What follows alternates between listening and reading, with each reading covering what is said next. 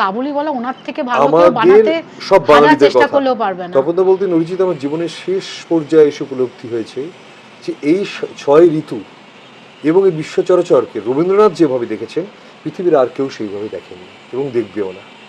এইটা তপনদার একটা সাংঘাতিক মানে অত্যন্ত রবীন্দ্র অনুরাগী ছিলেন।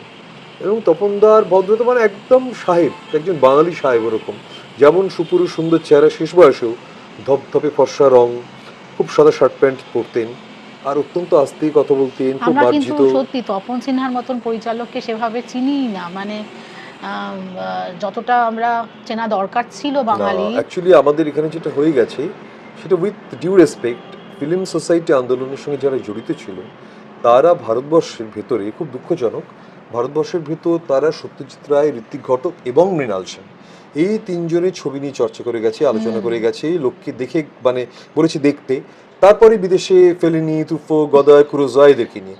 কিন্তু এর বাইরে যে চলচ্চিত্র জগৎ, এটা তারা মানে উপলব্ধি তো নিশ্চয়ই করেছেন, কিন্তু তারা সেটাকে আমার মনে হয় খুব সচেতনভাবে সেটাকে সাপ্রেস করে দিয়েছে।